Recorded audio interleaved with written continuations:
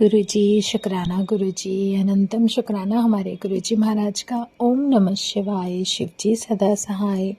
ओम नमः शिवाय, गुरुजी सदा सहाय। शुक्राना शुक्राना अनंतम शुक्राना मेरे मालिक। ऐसे जैसे भी तुम चाहते हो वैसे हमारी पर्सनालिटी बनने लग जाती है। जब तुम साथ आ जाते हो ना, जब जीवन में तुम्हारे गुरु आ जाए, और उससे भी बड़ी किस्मत कि महाशिव भगवान खुद परमात्मा एक गुरु रूप में तुम्हारे जीवन में शामिल हो जाए और तुम्हें लेकर उस रास्ते पर चल पड़े जिस रास्ते पर शायद कभी सोचा भी नहीं था कि इस तरीके से सोच बदल जाएगी, जीवन बदल जाएगा। और जितना भी संघर्ष में जीवन रहा हो, कोई भी ऐसा पल या कोई भी ऐसा क्षण जो मुझे याद ना हो, लेकिन वो संघर्ष याद रखते हुए आगे के जीवन को तुम किस तरीके से, किस तरह अपने आप को उस परमात्मा के चरणों में सौंपने के बाद आगे जो राह बनती चली जाती है, सीधे सीधे चलते जाओ, सिर्फ सीधे। और अगर कोई बात करनी है तो परमात्मा से करो और किसी से नहीं। अपने मन में अगर कोई व्यथा है तो अपने परमात्मा से शेयर करो, कोई खुशी है तो उनसे शेयर करो। क्योंकि जहाँ तक गुरु ने सिखाया है कि किसी भी पल, किसी भी परिस्थिति में तुम्हें ना तो उस परिस्थिति में इतना ज़्यादा इन्वॉल्व रहना है कि खुशी है तो बहुत ज़्यादा खुश हो गए, गम है तो बहुत ज़्यादा दुखी हो गए। नहीं, आप अपने आप को एक ऐसी अवस्था में लेकर आने की कोशिश करो जिसमें तुम स्थिर रह सको। खुशियाँ बांटना सीखो। जितना बांटोगे उतना तुम्हारा जीवन सरल होता चला जाएगा। अपने अंदर एक सुकून, एक शांति और एक स्थिरता लाने की जब कोशिश करते हैं ना, तो हमारे पास जो कुछ भी है हम बहुत खुश हैं। नहीं परवाह करनी चाहिए कि क्या नहीं मिला और क्या आना चाहिए, क्योंकि समय के अनुकूल धीरे धीरे आपके जीवन में जो बदलाव हो रहे हैं ना, उनके अनुसार आप अपने आप को बहुत बेहतर महसूस करते चले जाओगे, जिसमें आप कभी भी बंध नहीं सकते। ऐसा तुम्हें रहना है, क्योंकि जो भी बदलाव आते हैं उस परमात्मा के आपके जीवन में आने के बाद वो एक अलग ही दिशा होती है। और सच में सच्चाई तुम्हारे जीवन में होनी बहुत ज़रूरी है। अगर हम सत्संग शेयर करते हैं या सत्संग बोलने की प्रेरणा परमात्मा ने दी, तो उसमें पूरा सच होना चाहिए, क्योंकि वो सच होता है, पूरा सच होता है, तभी उसकी ब्लेसिंग हर किसी को मिलती है। तो खैर, जो भी करें हम, हमारे चाहे ये एग्ज़ाम समझ लीजिए या हमारी प्रार्थना या अरदास, सब कुछ चेक तो परमात्मा के सामने ही होनी है। वही है ना, जैसे हम कोई एग्ज़ाम देते हैं तो उस सब को परमात्मा ही तो चेक कर रहा है। मेन तो वही है, उन्हें पता है कि कौन संगत किस हद तक जा सकती है या क्या उसको आता है या उसको क्या आना चाहिए। तो शुक्राना मेरे गुरुजी महाराज का, अनंतम शुक्राना, जो जीवन में एक ऐसी प्रेरणा दे दी कि मेरे जैसी लड़की को जो किसी पे ट्रस्ट ही नहीं करती थी, सच में जो मैं आपको बताती चल रही हूँ सत्संग, उसके अकॉर्डिंग अब मैं जहाँ पर हूँ कि जहाँ गुरुजी ने मुझे डांट कर अपने पास बुलवा लिया, जहाँ की मेरी हालत भी नहीं थी बाहर निकलने की और मैं बहुत डरती थी और मैं बाहर भी जाना, कहीं भी जाना पसंद नहीं करती थी और ना ही किसी से बात करना। तो ये परमात्मा की मेहर है कि उन्होंने मुझे एक रास्ता दिया, ज़बरदस्ती ही सही, जैसे भी बुलवाया, उन्होंने पहले मेरे हस्बैंड को अपने पास बुलाया, क्योंकि उन्हें पता था कि मुझे अगर कोई उस मंदिर लेकर जा सकता है तो वो मेरे हस्बैंड है, मैं किसी के साथ जाने वाली नहीं। और सच में वो लेकर गए। तो कहते हैं जो भी तुम्हारे जीवन में एक अच्छा काम करता है और तुम्हें एक दिशा पे लेके जाने का काम करता है, तो कल्याण उसका पहले होता है। तो गुरुजी ने आ, एक पंथ दो काज कर दिए। मुझे वो मेरे पति वहाँ लेकर गए, तो उनका तो कल्याण पक्का ही पक्का है। ये मैं बोलती भी हूँ उन्हें कभी कभी, लेकिन शायद वो इस बात को ना समझ पाए। तो वो उनकी और गुरुजी की अपनी अलग है, जो भी है उनका कनेक्शन। लेकिन जिस दिन मैं वहाँ चली गई और जो मेरी गुरुजी के साथ बातें हुई, जो मैंने अपने मन की पूरी, कहते हैं ना, मैंने कभी नहीं सोचा था। और मैं जब पहली बार उनके चरणों में झुक रही थी तो मैं उन्हें ये कहती, मुझे कहाँ बुला लिया, आप कौन गुरुजी हो, मैं तो आपको जानती भी नहीं। लेकिन अगर कह रहे हैं तो आप मेरे बहुत बड़े हो। लेकिन मेरी जो कमर की हालत है और जो मेरी हालत है, मैं ना तो झुक सकती हूँ ना मैं ये कर सकती हूँ, मतलब जो भी मेरे अंदर चल रहा था मैं सब पक पक पक पक करके चुपचाप उनको बोले जा रही थी। और वो सारी बातें मैंने उतने क्षण में बोल डाली जब मैं उनके सामने उनके चरणों में माथा टेक रही थी। और वो सब कुछ भी गुरुजी की ही प्लानिंग थी। मुझे कुछ नहीं पता। मैं तो बस, जैसे कहते हैं ना कि कभी कोई मौका मिले तो इंसान अपना सारा कुछ किसी के सामने बोलना शुरू कर देता है कि हाँ, इससे अपना कोई है ही नहीं। ऐसा कुछ वहाँ पर फील हुआ। बहुत अच्छा सुकून मिला। जहाँ मैं नीचे नहीं बैठ सकती थी, लेकिन उस मंदिर में वहाँ पहली बार जाने के बाद मैं कम से कम 20 मिनट तक बैठी रही और मैं हैरान थी कि मैं नीचे बैठी हूँ। सच में बहुत प्यारा सुकून। और जब सेकंड टाइम वहाँ गई तो वहाँ जाने के बाद मुझे कुछ अलग फील हुआ। फर्स्ट टाइम तो गुरुजी ने मुझे अपनी पेटल्स दे दी थी मेरे फोरहेड पर, एक आशीर्वाद के रूप में। सेकंड टाइम जब वहाँ गई तो वहाँ पर मुझे मेरे ऊपर जल के छींटे थे, जो कि मैं जहाँ बैठी हूँ ना संगत जी, मेरे साथ मेरा बेटा बैठा है, लेफ्ट में भी मेरे पास मेरा बेटा बैठा है, पीछे हस्बैंड थे, आगे भी लोग थे। मैं हैरान हूँ कि मेरे ऊपर कम से कम 3 बार छींटा आया, और वो सिर्फ मेरे ऊपर आया, मेरे हाथों पर। मुझे फील हुआ पूरा का पूरा जल का छींटा था। मुझे नहीं समझ में आया कहाँ से आया। मैं चारों तरफ देखा, सब आंख बंद करके बैठे हैं, किसी को कुछ नहीं पता, लेकिन मेरे ऊपर 3 बार छींटा आया और मैं सामने गुरुजी की गद्दी की तरफ देख रही थी। ये मेन दरबार की बात है। और मैं हैरान सी थी। तो मैंने साथ में बेटे से पूछा, जो कि बिल्कुल सट के मेरे साथ बैठा था। मैं कहा, बेटा तेरे ऊपर भी है क्या? कहने लगा, नहीं मेरे ऊपर तो नहीं है। लेफ्ट में पूछा, नहीं है। तो मुझे इतनी समझ नहीं थी कि मेरे साथ ऐसा क्या हुआ, लेकिन वो गुरुजी का ब्लेसिंग का तरीका था। उन्होंने मुझ पर जो जल का छींटा दिया वो भी 3 बार दिया, मेरी हेल्थ के लिए या मेरी लाइफ के लिए। जो कुछ भी किया उस समय तो समझ नहीं आया, लेकिन आज समझ आ गया कि वो सब क्या था। तो जो गुरुजी की संगत होगी वो तो समझ ही जाएगी। मतलब मैं बिल्कुल सेंटर में गुरु के दरबार में बैठी हूँ, इतनी सारी संगत है, भीड़ है, और मैं बीच में बैठी हूँ और मेरे ऊपर 3 बार छींटा भी आया, जल का छींटा, जो कि मुझे सिर्फ फील नहीं हुआ, मुझे दिखा भी।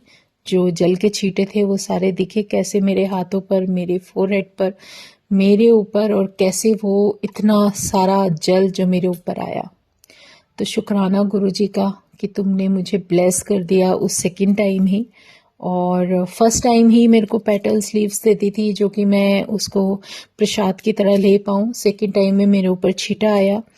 और थर्ड टाइम पे जब मैं गई ना संगत जी, मैं बाहर की तरफ खड़ी थी। मैं जब भी गई हूँ रात को ही गई हूँ, तो इतना कुछ दिखता नहीं था क्लियरली। लेकिन उस दिन जब मैं गई तो मेरी नज़र सिर्फ सामने शिवलिंग पर पड़ी।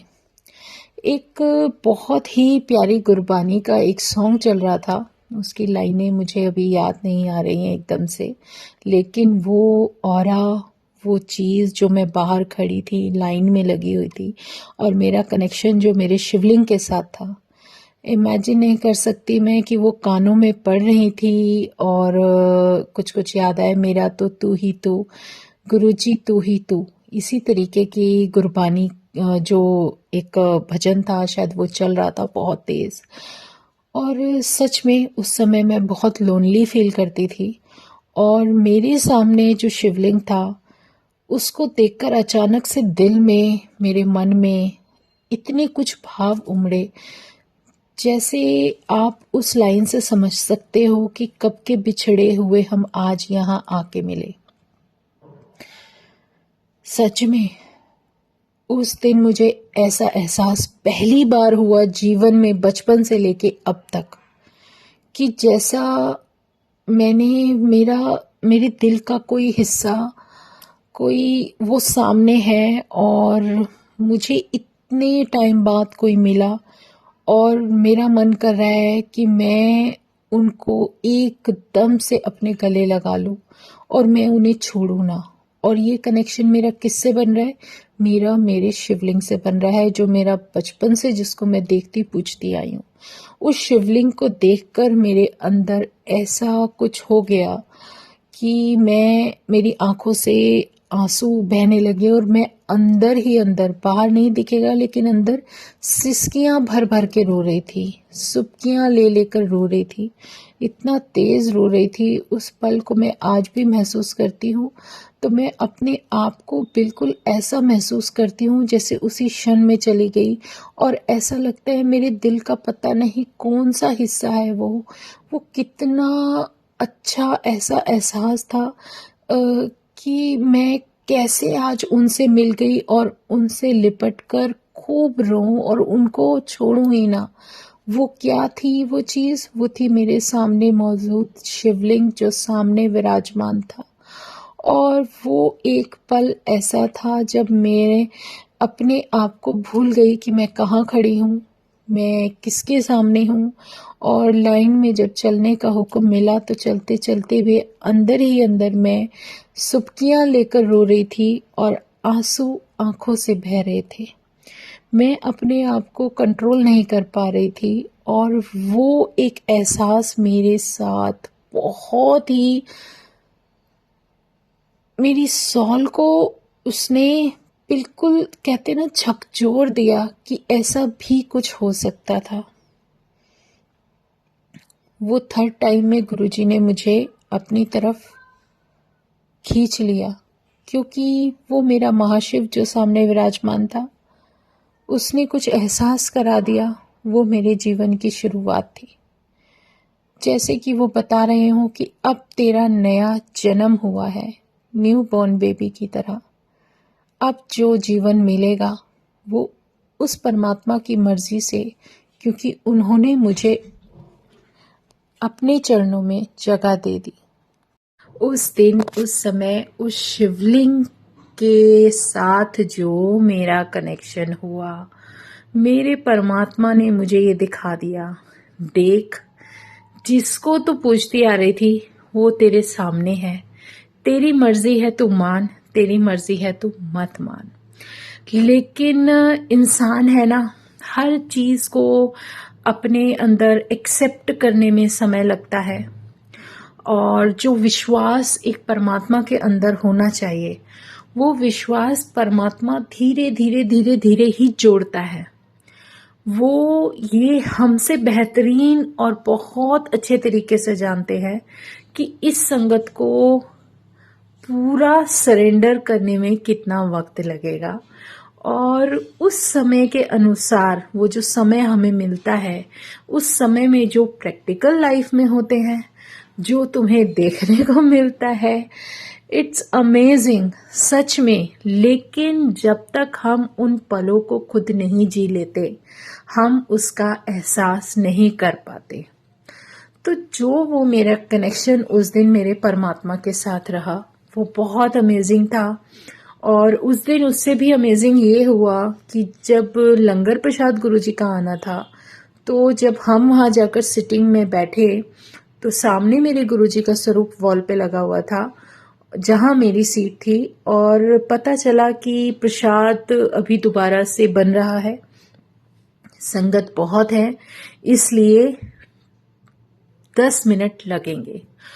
और मैं मन में यही सोची थी कि क्या मैं अंदर बैठने के बाद यहाँ भी इतनी देर बैठ पाऊंगी, क्योंकि जो मेरी प्रॉब्लम थी बैक की उसके हिसाब से मुश्किल लग रहा था, लेकिन फिर भी मैं बैठी रही। और मेरी जो 1-to-1 मेरे गुरुजी से बात हुई, वो मैं किसी के साथ शेयर नहीं करूंगी। जो भी मेरी उनके साथ बात हुई, मेरे दिल की जो भी बात हुई, वो सब जानते हैं।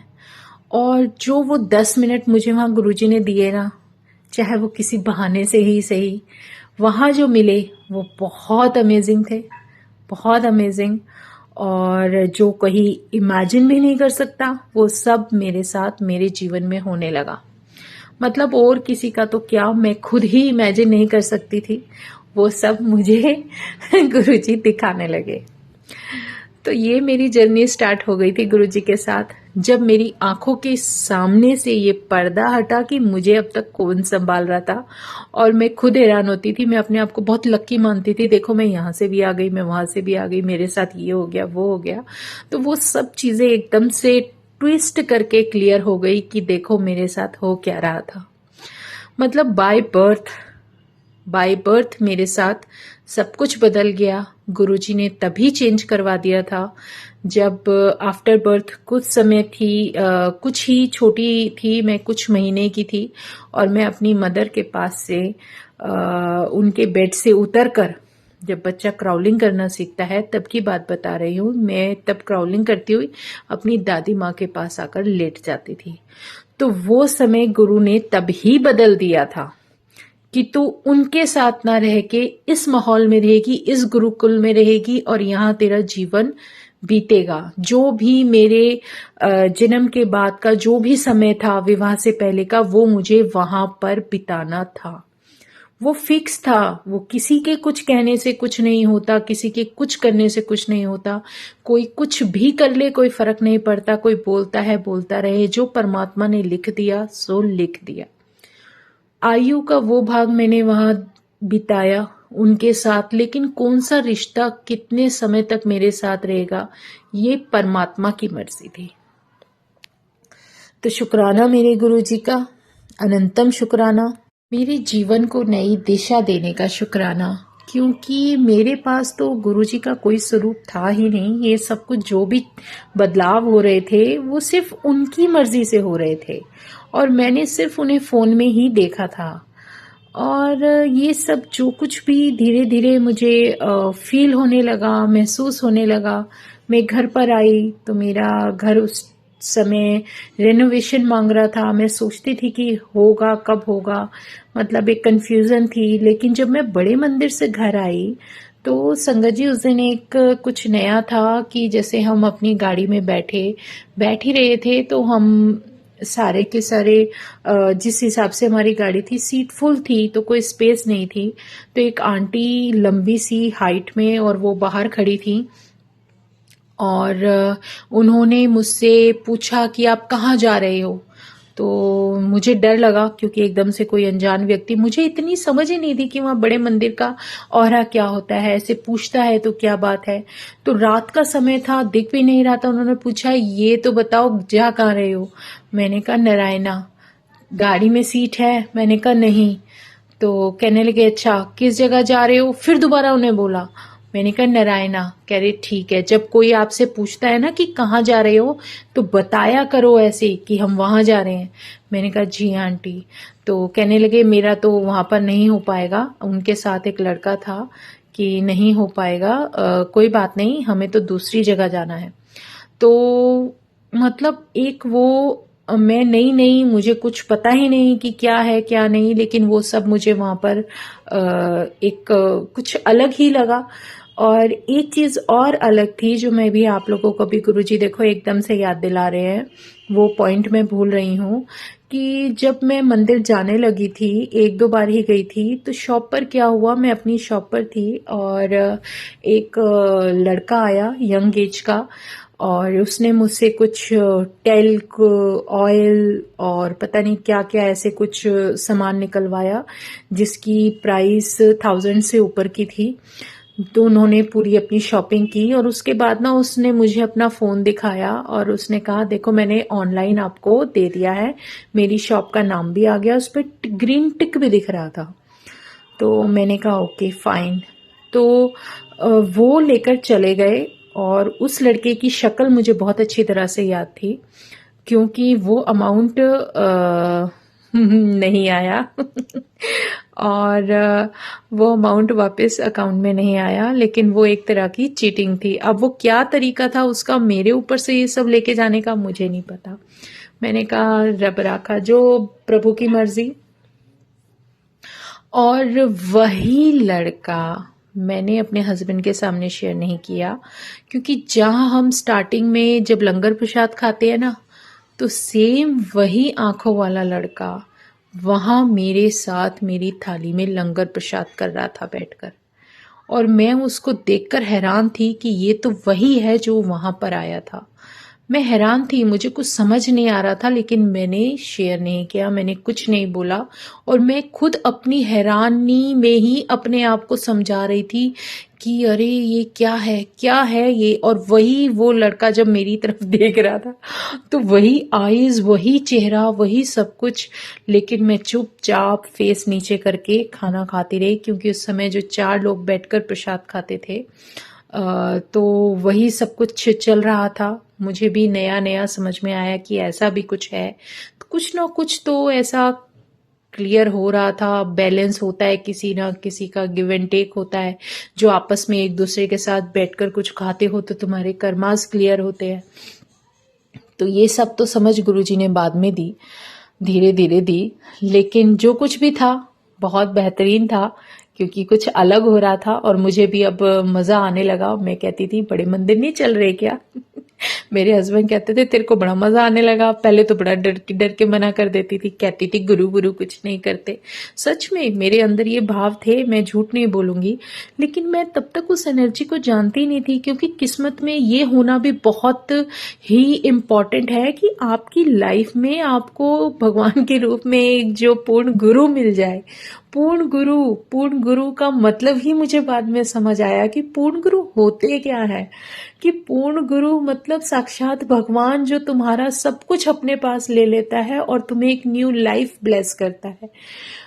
वो किस्मत में मतलब कि वही सब कुछ होना भी भाग्य की बात है क्योंकि वरना हर इंसान इधर उधर भटकता फिरता है, कभी किसी के पास चला जाता है, कभी किसी के पास चला जाता है।